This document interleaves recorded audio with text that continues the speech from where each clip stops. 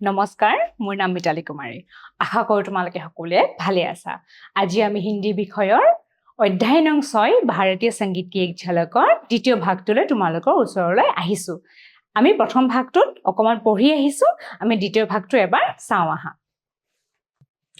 मूलत उत्तर भारत में मुगल शासन के दौरान भारतीय संगीत कला में बहुत परिवर्तन हुए ইয়াত কি কোৱা হৈছে মুগলৰ শাসনৰ সময়ছোৱাত भारतीय संगीत कला में बहुत परिवर्तन हुए परिवर्तन माने होलोनी अहिसे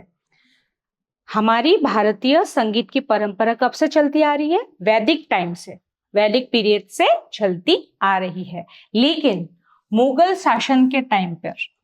क्या हुआ उसमें बहुत परिवर्तन आने लगे क्योंकि मुगल बादशाह संगीत एवं राग को ज्यादा महत्व देते थे मुगल की কৰিছে मुगल बादशाह বিলাকে मुगल ৰজা বিলাকে কি কৰিছিল সংগীতক খুব महत्व प्रदान কৰিছিলে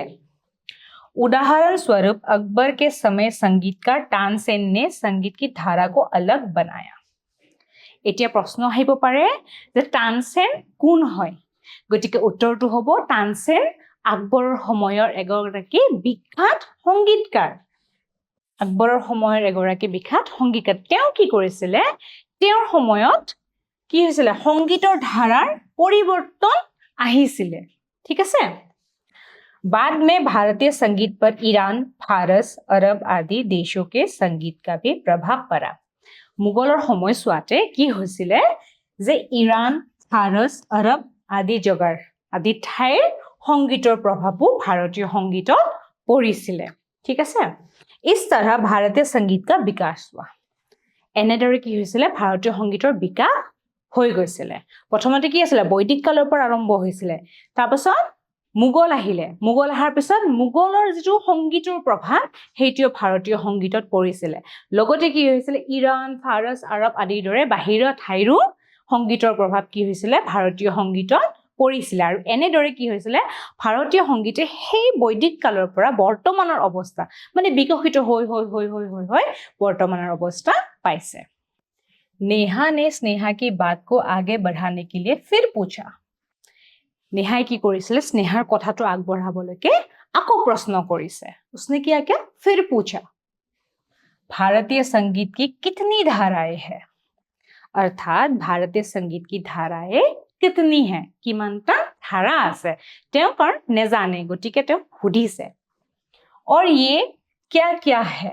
ये দুটা প্ৰশ্ন সোধাইছে খুব গুৰুত্বপূৰ্ণ প্ৰশ্ন भारतीय संगीत की कितनी धाराएं हैं और वो क्या क्या है ये खूब गुरुत्वपूर्ण प्रश्न इनका विकास कैसे हुआ ए संगीतर विकास केनेदरे होइसिले हाँ ये तुमने बहुत अच्छा सवाल पूछा है हाँ एटु तुमी खूब सुंदर प्रश्न करिसा भारतीय संगीत की दो प्रचलित धाराएं हैं जमे की पालो उत्तर जे भारतीय संगीतर धारा किमानटा दो भारतीय संगीतर दुटा धारा আছে এটো তোমালকে মনত ৰাখিবা पहला है हिंदुस्तानी अथवा उत्तर भारतीय संगीत की धारा प्रथमটো কি হল হিন্দুস্তানী বা উত্তৰ ভাৰতীয় সংগীতৰ ধাৰা ঠিক আছে दूसरा है এটো হ'ব प्रथम दूसरा হ'ব कर्नाटकी अथवा दक्षिण भारतीय संगीत की धारा कर्नाटकी अथवा दक्षिण भारतीय संगीत की धारा এটাৰ নাম মনত ৰাখিবা কেতিয়াবা প্ৰশ্নত সুধিব পাৰে যে कर्नाटकी हाँ कर्नाटकी আৰু হিন্দুস্তানীৰ নাম আহিব পাৰে কেতিয়াবা উত্তৰ ভাৰতীয় নহলে দক্ষিণ ভাৰতীয় নাম আহিব পাৰে असम बंगाल बिहार उड़ीसा उत्तर प्रदेश हरियाणा पंजाब राजस्थान मध्य प्रदेश महाराष्ट्र गुजरात आदि स्थानों में हिंदुस्तानी संगीत की धारा प्रचलित है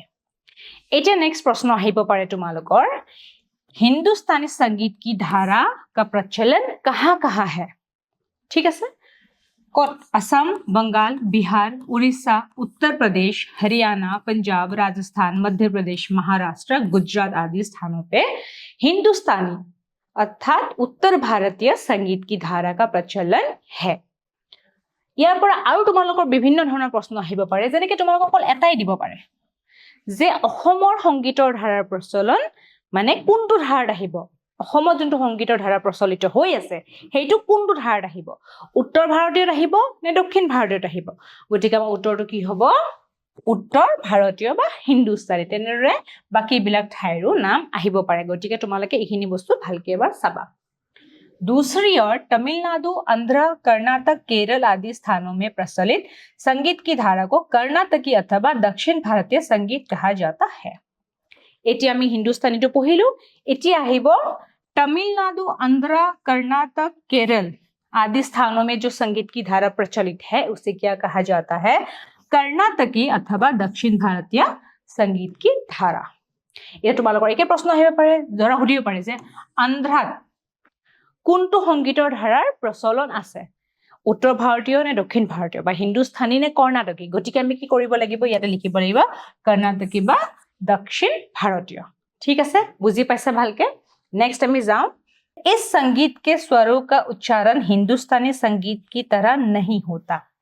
ইয়াত কি কোৱা হৈছে যে দক্ষিণ ভাৰতীয় কথা কৈছে ইয়াত যেটো সংগীতৰ উচ্চাৰণ উত্তৰ ভাৰতীয়ৰ দৰে নহয়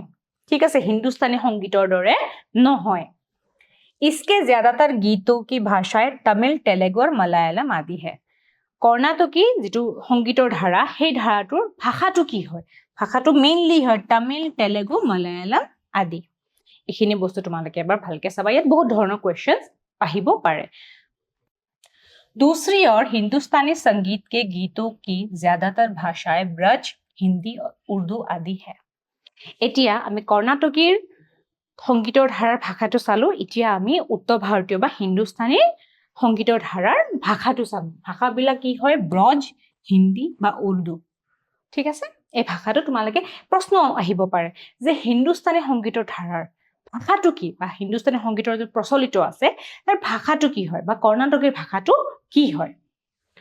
इस संगीत की धारा को पंडित विष्णु नारायण भटखंडे पंडित श्री कृष्ण नारायण रतन झंकार पंडित भीमसेन जोशी उस्ताद आमिर खान पंडित यशराज तबला वादक पंडित समता प्रसाद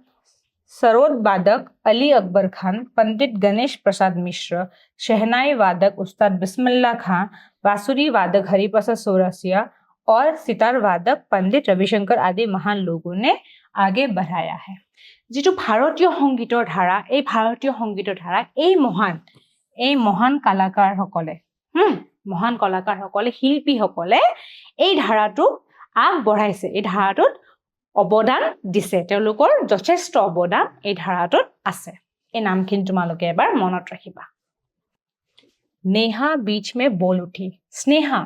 क्या हमारे असम का ऐसा कोई कलाकार नहीं है जिनका हिंदुस्तानी संगीत में योगदान हो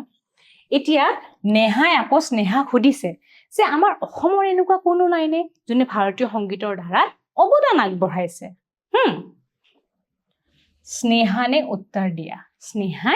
নেহা উত্তৰটো দিছে হা কিয় नहीं আছে নিশ্চয় আছে কিয় নাথাকিব বাৰু हमारे असम के चारू बरदलै परवीन सुल्ताना पवन बरदलै दिलीप रंजन बोरठाकुर हिरेन शर्मा वीरेंद्र कुमार फुकन दामोदर बोरा भरत सेठिया आदि महान कलाकारों के योगदान से असम में भी इस धारा के संगीत का व्यापक प्रचार व प्रसार हुआ অসমৰ এতিয়া শিল্পীসকলৰ কথা কৈছে যোনে ভাৰতীয় সংগীতৰ ধাৰাত যথেষ্ট অৱদান আগবঢ়াইছে তোমালোকে এই নামখিনি মনত ৰাখিবা এতিয়া আমাৰ ইয়াতে এখন ফটো দিয়া আছে परवीन सुल्ताना তেওঁ এগৰাকী সংগীতৰ শিল্পী তেওঁ হিন্দুস্তানী সংগীতৰ ধাৰাত যথেষ্ট অৱদান আগবঢ়াইছে हमारे असम में संगीतज्ञ विष्णु नारायण भटखंडे के नाम पर कई विद्यालय और महाविद्यालय भी खोले गए हैं অসমত पंडित विष्णु नारायण भटखंडेर नामत বিভিন্ন ধৰণৰ বিদ্যালয় আৰু মহাবিদ্যালয় খোলা হৈছে जिनके द्वारा शास्त्रीय संगीत की शिक्षा दी जाती है और এই বিদ্যালয় তথা মহাবিদ্যালয় বিলাকত কি কৰিছিলে শাস্ত্ৰীয় সংগীতৰ শিক্ষা প্ৰদান কৰা হয় ঠিক আছে শাস্ত্ৰীয় সংগীততে শিকোৱা হয় साथ ही पंडित विष्णु दिगंबर पलुस्कर जी के गंधर्व महाविद्यालय मंडल के द्वारा भी ये शिक्षा दी जाती है ইয়াৰ লগতে पंडित विष्णु नारायण पलुस्कৰৰ गंधर्व विद्यालय मंडल গন্ধৰ্ব মহাবিদ্যালয় আছে তেওঁলোকৰো তাৰ দ্বাৰাও কি কৰা হয় শাস্ত্ৰীয় শিক্ষা ল'ৰা ছোৱালীক দিয়া হয় ঠিক আছে এইখিনি নাম কেইটা তোমালোকে ভালকে এবাৰ চাবা हमारे यहाँ कर्नाटकी संगीत धारा का उतना प्रचलन नहीं है অৱশ্যে হয়নে নহয় যে কৰ্ণাটকী সংগীতৰ ধাৰা প্ৰধানকৈ ক'ত প্ৰচলিত আছে দক্ষিণ ভাৰতত আৰু আমাৰ অসম কি হয় উত্তৰ ভাৰতীয় সংগীতৰ ধাৰাৰ অন্তৰ্গত হয় গতিকে কৰ্ণাটকী সংগীতৰ ধাৰা বা দক্ষিণ ভাৰতীয় সংগীতৰ ধাৰা প্ৰচলন কি হ'ব অসমত নিশ্চয় নহ'ব इसका प्रभाव दक्षिण भारत में ज्यादातर दिखाई देता है কৰ্ণাটকী সংগীতৰ ধাৰাৰ প্ৰভাৱ দক্ষিণ ভাৰতত নিশ্চয়কৈ দেখা যায় भारतीय संगीतज्ञ एवं दक्षिण भारतीय संगीत धारा की प्रधान नेत्री भारत रत्न एम.एस. सुब्बलक्ष्मी जी ने इस धारा को आगे बढ़ाया है ইয়াত কি কোৱা হৈছে দক্ষিণ ভাৰতীয় সংগীতৰ ধাৰাক কোনে আগবঢ়াইছিলে কি কোৱা হৈছিল দক্ষিণ ভাৰতীয় সংগীতৰ ধাৰা ভাৰত ৰত্ন বিজয়ী एम.एस. सुब्बलक्ष्मी जी ने इसे आगे बढ़ाया है दक्षिण भारतीय धारा को किसने आगे बढ़ाया है भारत रत्न एम.एस. सुब्बलक्ष्मी जी ने नेहा ने फिर पूछा माने नेहाय आको सुधिले काक सुधिले स्नेहा सुधिले क्या तुम शास्त्रीय संगीत के अलावा शास्त्रीय नृत्य के बारे में भी जानती हो कि तुम्हें शास्त्रीय संगीतर विषय जाना है तुम्हें शास्त्रीय नृत्यर विषय किबा जाना नेकी स्नेहा ने कहा माने स्नेहा कोले नहीं इसके बारे में मुझे अधिक जानकारी नहीं है নহয় মই ইয়াৰ বিষয়ে ভালদৰে নাজানো जानकारी माने জনা তথ্য থকা বা জনা लेकिन मेरे भैया रोहन कथक का एक अच्छा नर्तक है किंतु मोर दादा कथকৰ কথক এটা কি হয় কথক এটা নৃত্যশৈলী হয় গতিকে মোৰ দাদা रोहन কথকৰ এগৰাকী ভাল নৰ্তক হয় ঠিক আছে নৃত্যশিল্পী হয় এতিয়া আমি মূল্যাঙ্কনৰ প্ৰশ্নলৈকে আহো अकबर के समय के संगीतकार का नाम क्या है प्रथम प्रश्नটো হল আকবৰৰ সময়ৰ সংগীতকাৰ গৰাকীৰ নাম কি আছিল আমি নিশ্চয়কৈ জানো আকবৰৰ সময়ৰ সংগীতকাৰ গৰাকীৰ নাম আছিল তানসেন এই নামটো তোমালোকে ভালদৰে মনত ৰাখিবা এতিয়া আমি দ্বিতীয় প্ৰশ্নটোলৈকে আহো भारतीय संगीत की 3 धाराएं प्रचलित है অৰ্থাৎ ভাৰতীয় সংগীতৰ 3 ধাৰাৰ প্ৰচলন আছে এটো শুদ্ধ হ'ব নে অশুদ্ধ হ'ব নিশ্চয় এটো অশুদ্ধ হ'ব কাৰণ ভাৰতীয় সংগীতৰ কেৱল 2টা ধাৰাহে প্ৰচলিত আছে এতিয়া আমি তৃতীয় প্ৰশ্নটোলৈকে আহো असम में हिंदुस्तानी दक्षिण भारतीय संगीत की धारा प्रचलित है অৰ্থাৎ অসমত হিন্দুস্তানী বা দক্ষিণ ভাৰতীয় কোনটো ধাৰাৰ প্ৰচলন আছে আমি নিশ্চয়কৈ জানো অসমত হিন্দুস্তানী ভাৰতীয় সংগীতৰ ধাৰাৰ প্ৰচলন আছে নিশ্চয় তোমালোকে এই পাঠটো বুজি পাইছা আজিলৈ মই ইয়াতে সামৰিছো ধন্যবাদ